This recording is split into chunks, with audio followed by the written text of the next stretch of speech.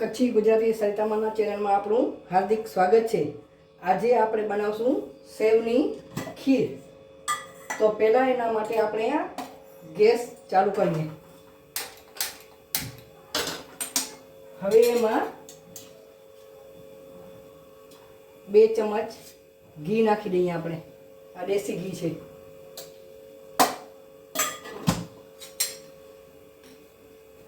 હવે આ 1 વાટકીથી થોડી ઓછી છે, પોણી વાટકી આ સેવ છે એ આપણે એડ કરી એને બરાબર આમ ધીમા તાપે સાતળી લઈએ।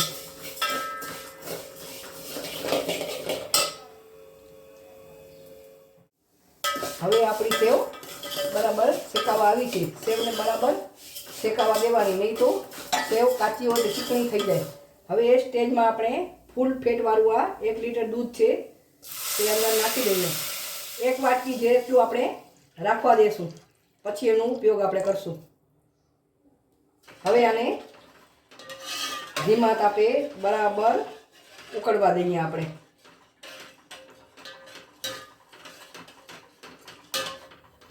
હવે આપણું દૂધ ઉકળવા આવ્યું છે।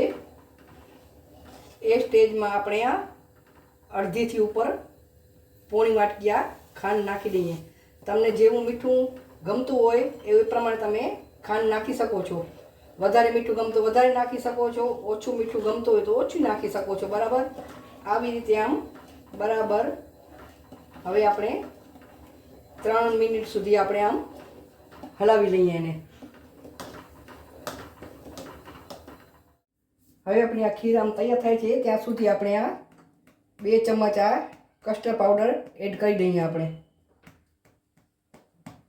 આ વેનીલા ફ્લેવરનું છે, તમને ગમે એ ફ્લેવર તમે લઈ શકો છો, પણ આ સારું લાગે છે। હવે બરાબર એને આપણે આમ મિક્સ કરી લઈએ।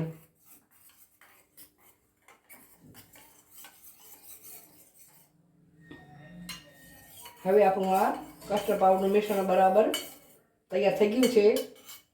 હવે આપણે અંદર આ દૂધમાં એડ કરી દઈએ, એને બરાબર મિક્સ કરી લઈએ। હવે આપણે આ કાજુ બદામનો ભૂકો મેં મિક્સરમાં પીસી લીધો હતો। હું આખા કાજુ નથી નાખ, ભૂકો કરીને નાખો, એનાથી ટેસ્ટ બહુ સારું લાગે છે અને ખીર આપણી બહુ જ ઘટ થાય છે। હવે એ સ્ટેજમાં આપણે આ એલચીનો પાવડર ફ્રેશ કૂટીને રાખ્યો છે, એનાથી ટેસ્ટ બહુ સારો હોય। ફ્રેશ જ એલચીનો પાવડર નાખવાનો, એનાથી ટેસ્ટમાં સારો એવો ફરક પડે છે। હવે આપણે આ બરાબર મિક્સ કરી લઈએ, એમાં ગાંઠા એક રહેવા ન જોઈએ। તમે જોઈ શકો છો એનો કલરમાં કેટલો ચેન્જ થઈ ગયો છે।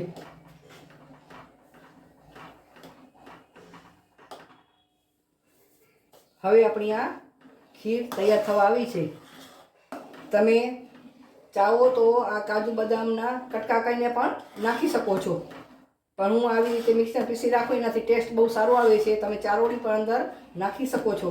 મારી પાસે ચારોળી આજે હતી નહીં, તમે મનગમતા ડ્રાયફ્રૂટ તમે અંદર ઉમેરી શકો છો। બરાબર હવે આપણી આ ખીર જોઈ શકો છો કેવી મસ્ત મજાની થઈ ગઈ છે। જુઓ, હવે ઠંડી થશે એટલે બહુ જ સરસ ઘટ થઈ જશે। હવે આપણે ગેસ બંધ કરી દઈએ, આપણી ખીર બની ગઈ છે।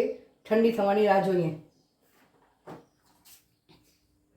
આ જોઈ શકો છો આ ખીર ઠંડી બંધ થઈ ગઈ છે તો કેવી મસ્ત મજાની ખીર ઘટ થઈ ગઈ છે। માવા જેવો આમાં સ્વાદ આવે છે। આ આપણી મસ્ત મજાની ખીર જોઈ શકો છો તમે। ચલો, આપણી સેવની ખીર તૈયાર છે। આખું ભાણું તૈયાર છે। સેવ, ગ્રેવીવાળા બટેકાનું શાક અને પૂરી તૈયાર છે। આવો જમવા, આવો મસ્ત મજાનું જમવા તૈયાર છે આપણી આ ડીશ।